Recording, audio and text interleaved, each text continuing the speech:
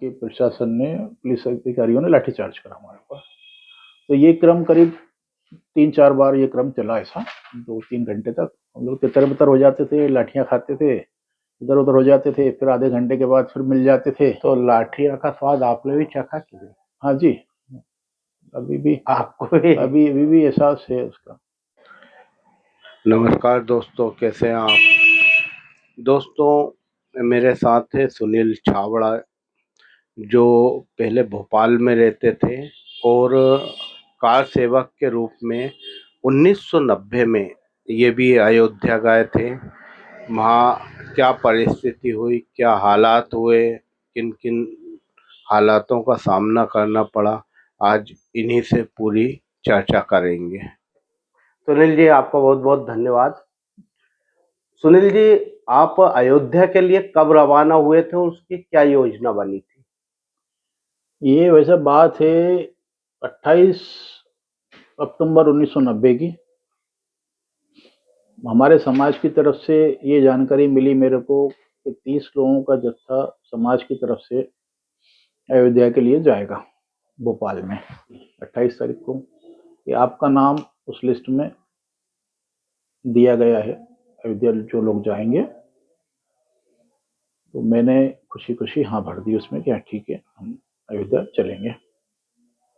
30 अक्टूबर को हम बस द्वारा भोपाल में श्री राम मंदिर से रवाना हुए, बस द्वारा उत्तर प्रदेश के लिए। सुबह 5 बजे के आसपास, 6 बजे के आसपास हम उत्तर प्रदेश के बॉर्डर पर पहुंचे, रीवा के रास्ते से होते हुए। 30 अक्टूबर की सुबह सुबह हम वहाँ पहुंचे थे। तो हमने आपस में विचार करके एक मैप बनाया, शॉर्टकट रास्ता गांव के रास्ते से उत्तर प्रदेश की बॉर्डर में जाने का विचार बनाया। तो हम वहां तक तो पहुंच गए, उत्तर प्रदेश की बॉर्डर तक। तो वहां बैरिकेड लगा था, पुलिस की गाड़ी खड़ी थी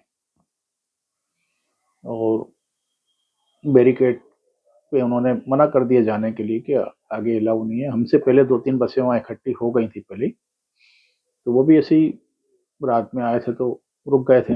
हम लोग भी रुक गए, फिर हमारे पीछे काफ़ी दूसरी बसें भी आई, दूसरे वाहन भी आए। तो वैसे संख्या बढ़ती गई वहाँ पर, खूब खूब संख्या बढ़ती गई। तो उधर पुलिस बल भी बढ़ गया, बड़े अधिकारी भी, प्रशासनिक अधिकारी आ गए। और हमने उनसे निवेदन करा कि भाई हमको आगे जाना है। तो उन्होंने बोला भाई बाहर के प्रदेश के लोगों को अभी उत्तर प्रदेश में आने के लिए, प्रवेश करने के लिए अभी मना है, अभी आप नहीं जा सकते। तो ऐसी बातें हुई, चर्चाएं हुई काफ़ी देर तक। तो हमने जिद करी कि हमको तो जाना है, आप नहीं तो आप हमको अरेस्ट करिए। तो ना तो वो अरेस्ट कर रहे थे, ना हमको जाने दे रहे थे। तो हमने पैदल जाने का विचार बनाया। उन लोगों ने, वहाँ के प्रशासन ने, पुलिस अधिकारियों ने लाठीचार्ज करा हमारे ऊपर। तो ये क्रम करीब 3-4 बार ये क्रम चला ऐसा 2-3 घंटे तक। हम लोग तितर-बितर हो जाते थे, लाठियाँ खाते थे, इधर-उधर हो जाते थे, फिर आधे घंटे के बाद फिर मिल जाते थे। तो लाठियाँ का स्वाद आपने भी चखा कि नहीं? हाँ जी, अभी भी आपको भी? अभी भी एहसास है उसका। अब ठीक है, उस समय जवान थे और 25-26 साल की उम्र थी, जोश था। पर उद्देश्य एक ही था कि अयोध्या जाना है। बस घर से जो विचार बना के गए थे, अयोध्या जाना है। आखिर ऐसा क्रम चलता रहा 2-3 घंटे तक। फिर उन्होंने भी देख लिया, कुछ लोग उसमें से जो नहीं, वो वापस चले गए। कुछ लोग काफ़ी लोग डटे रहे, हज़ारों की संख्या में। फिर वो उन्होंने सोच लिया कि भाई ये लोग वापस जाने वाले नहीं है, अब इनको अरेस्ट करना पड़ेगा। तो उन्होंने हमको अरेस्ट करा वहाँ से, और मिर्ज़ापुर के रास्ते से हमको जौनपुर जिला कारावास जो है उसमें ले गए वो। और इस बीच में उनके पास साधन नहीं थे, बसें बुलाई उत्तर प्रदेश के अधिकारियों ने। जो बसें आई फिर लेके गई, उसके बाद काफ़ी लोग रह गए। फिर दूसरी बसें आई, मतलब सब लोगों को उन्होंने नहीं लिया, 20-25% लोगों को लिया, बाकी लोगों को वहाँ से उतर उतर करके भगा दिया। तो जिन लोगों को लिया उनमें सबसे पहला डेलीगेशन हमारा ही था। तो बस में बिठा के हमको जौनपुर कारावास में शिफ्ट करा, और 8 दिन हम जौनपुर कारावास जिले में, जौनपुर जिले की जो जेल है उसमें रहे। और वहीं ऐसा नहीं लग रहा था हमको कि 8 दिन, हमको तो लग रहा था काफी दिन तक ये हमको रखेंगे, जिस हिसाब से माहौल था वहाँ कर्फ्यू लगे थे। तो कर्फ्यू क्या सब जगह लगे थे कि सिर्फ आप जहाँ थे वहीं पे वो नहीं, गाँव? पूरे उत्तर प्रदेश में कर्फ्यू लगा था। हम जिस रास्ते से भी निकले थे, हमारी बस जिस रास्ते से भी गई थी, वहाँ बिल्कुल सब सुनसान था, सब बंद था, सिर्फ पुलिस दिखती थी और कुछ नहीं। और इस बीच में हमको करीब 31 तारीख की सुबह से लेकर रात, या जब हम पहुंचे वहां पे, इस बीच में पानी की व्यवस्था भी नहीं थी वहां पर। तो एक जगह ऐसा लगा कि भाई हमको, कस्बा कोई बस्ती थी, तो हम लोग बस में थे, तो एक मकान के बाहर बालकनी में कुछ 2-4 लोग खड़े थे। तो हमने, हमारी बस में से किसी ने इशारा करा कि पानी का इशारा करा, तो वो बेचारों ने, बहुत अच्छे लोग थे, पानी की उन्होंने हमको बाल्टी और कैन दिखाई। तो हमने बाथरूम के बहाने बस रोकी, एक बंदे ने बाथरूम के बहाने बस रुकवाई, क्योंकि पानी की आवश्यकता लग रही थी। तो वो एक बंदा बाथरूम लेने करने गया और मैं पानी लेने चला गया उनके पास से पानी। तो उनकी इच्छा थी कि पानी हमें पिला देते हैं यहाँ पर वो हमको बस में से उतरना अलाउ नहीं था। तो पुलिस थी क्या? बहुत आगे पीछे पूरी छावनी बना रखी थी, इतनी पुलिस थी। तो मैं तो हिम्मत करके पानी लेने चला गया। पानी की बाल्टी जब तक लेके आऊं, जब तक तो 8-10 खूब लठ ठोक दिए, पर आवश्यकता थी, पानी तो पीना ही था। पानी की बाल्टी में बस में लेके आया, उसको एक एक गिलास सबने पिया, और फिर आगे की तरफ बस ले गए वो। जौनपुर जेल में उन्होंने हमको शिफ्ट कर दिया। 8 दिन जौनपुर जेल में उन्होंने हमको रखा। तो वहाँ व्यवस्थित रहे, गाली गुप्ता तो नहीं करी पुलिस वालों ने? नहीं, पुलिस ने गाली गुप्तार क्यों नहीं, बिल्कुल नहीं करी, क्योंकि वहाँ काफी संख्या में थे लोग, और विश्व हिंदू परिषद और आरएसएस के संगठन के लोग थे। तो एक बात के ऊपर थोड़ी हुई थी कि आरएसएस की शाखा हम वहाँ सुबह 7 बजे नियमित लगाना थी। जेल प्रशासन इसकी अनुमति नहीं दे रहा था। तो आखिरी में यही हुआ कि हम तो, जो वहाँ पदाधिकारी थे आरएसएस के, जो बड़े प्रचारक पदाधिकारी थे, उन्होंने बोला हम तो शाखा लगाएंगे, आपको जो उचित लगे आप करिए। हमने लगाई में शाखा। प्रतिदिन 7 बजे सुबह शाखा लगती थी जेल में, और जो दिन का क्रम रहता था वो जेल में ही रहता था। तो जेल के अंदर आपको जानकारी मिलती थी कि नहीं, अयोध्या में क्या हो रहा है क्या नहीं हो रहा है? 2 दिन तक हमारे पास वहाँ न्यूज़पेपर आए थे, समाचार पत्र 2 दिन तक आए थे। 2 दिन के बाद समाचार पत्र नहीं आ रहे थे। तो हमने फिर जानकारी पूछा उनसे कि भाई समाचार पत्र नहीं आ रहे हैं। फिर किसी ने ऐसे बताया अलग से, गुपचुप तरीके से, कि बाहर गोलियां चल रही हैं, अयोध्या में गोलियां चल रही हैं, इसलिए पेपर नहीं आ रहा है, सेंसर कर दिया है या बैन कर दिया है। तो ये बात तो सुनने में आती थी। तो फिर उनने कितने दिन बाद छोड़ा आपको? मेरे को उन्होंने फिर 7 नवंबर को, सॉरी, 7 नवंबर को उन्होंने हमको रिहा करा। और रिहा करने के बाद उन्होंने बोला कि आप जा सकते हैं, मतलब सब लोगों को बोला कि आप जा सकते हैं। तो कुछ लोग निकलने लगे, क्योंकि हम संगठित लोग थे, 30 लोगों का हमारा ग्रुप था। तो आपके पास बस थी कि पैदल? नहीं, वहां से फिर वही उस विषय पे भी विवाद हुआ था। तो हम लोगों ने अपनी बात रखी वहां पर कि भाई आप हमको यहाँ से जो छोड़ रहे हैं, ये बोल रहे हैं रिहा कर रहे हैं, आप हमको जाने दे रहे हैं, तो हमारा रास्ता तो वापस अयोध्या की तरफ ही जाएगा, हम अयोध्या जाएंगे यहाँ से। तो वो प्रशासनिक अधिकारी फिर थोड़ा अचंबा हो गए कि इनके जोश ठंडा नहीं हो रहा 8 दिन हो गए जेल में होने के बाद भी। और हमने सीधा बोल दिया कि आप हमको छोड़ेंगे, हम अयोध्या जाएंगे। तो फिर उन्होंने हमसे चर्चा करी कि भाई कैसे करना है, आप अयोध्या जाओगे, आप अयोध्या जाने नहीं देंगे, और गोली चलाने के आदेश हैं, कर्फ्यू लगा है पूरे उत्तर प्रदेश में, सारे रास्तों में आप जा नहीं पाओगे, हम जाने भी नहीं देंगे। तो हमने कहा ठीक है साहब, नहीं जाने दोगे तो हमारे घर पहुंचाने की व्यवस्था करिए, आप हमको भोपाल पहुंचाने की व्यवस्था करिए, आप यहाँ से तो हम कहाँ जाएंगे, बाहर जाएंगे आप लठ मारोगे। तो उन्होंने फिर बस द्वारा हमारी व्यवस्था कराई बनारस तक। इस बीच में बसें आके जेल के बाहर खड़ी थी हम लोगों को ले जाने के लिए, बनारस के लिए, स्टेशन के लिए। उन्होंने बोला निकलो जाओ, अब आप बसें आ गई हैं। तो फिर बात आ गई, वहाँ एक इशू आ गया कि साहब हमको आप कैसे लेके आए यहाँ पर। हाँ। जेल प्रशासन से हमने पूछा आप कैसे लेके आए हमको, पुलिस हमको क्यों लाई है यहाँ पर। किस केस में लाया हो? बोले आप अयोध्या की तरफ जा रहे थे और अयोध्या जाना इस समय अभी अलाउ नहीं, शासन के द्वारा बैन लगा हुआ है, और आप जा रहे थे और आप अरेस्ट करके लाए। ठीक है, सिंपल है, लिख के दीजिए आप।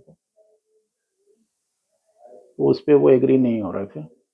कुछ 10 या 15% लोगों को, 20% लोगों को लिख के दिया उन्होंने।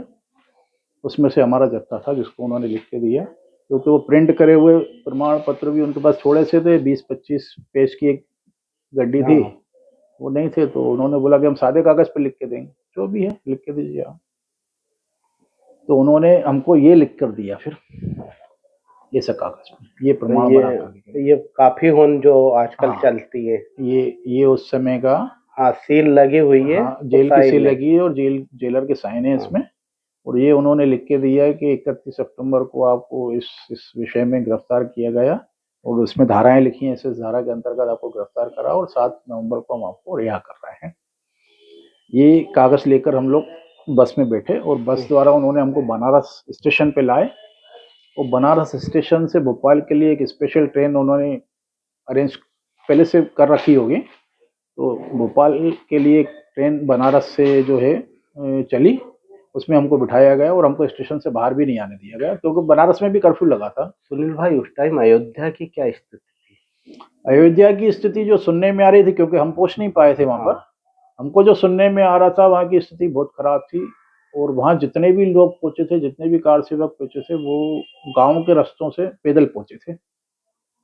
अच्छा, आप 8 दिन जैसे जेल में रहे, तो इस बीच आपका भोपाल या परिवार वालों से संपर्क हुआ कि नहीं? कोई संपर्क नहीं हुआ। पहले तो उस टाइम शायद मोबाइल ये चलते नहीं थे। ना मोबाइल का साधन था, ना कोई टेलीफोन का साधन थे, पर वो वैसा कोई संपर्क नहीं था।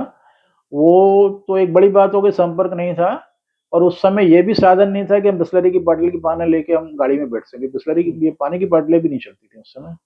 तो घर वालों ने आपको अनुमति आसानी से दे दी कि लड़ भिड़ के आपने ली थी? मेरी माता जी जो है वो बहुत धार्मिक प्रवृत्ति की थी। उन्होंने एक बार पहले मेरे को सिर्फ मना करा था, तो मैंने उनको बोला कि भाई हम काफ़ी लोग जा रहे हैं, अकेले नहीं जा रहा हूँ, और समाज के भी काफ़ी लोग जा रहे हैं, और हम जो हैं प्रभु श्री राम के मंदिर के कार सेवा के लिए जा रहे हैं। तो मेरी माता राम ने एकदम अनुमति दे दी। तो उस टाइम आपकी शादी हो गई थी कि कुंवारे थे? मेरी शादी हो गई थी। और एक गंभीर बात और थी कि मेरा बेटा सिर्फ 1 महीने का था उस समय।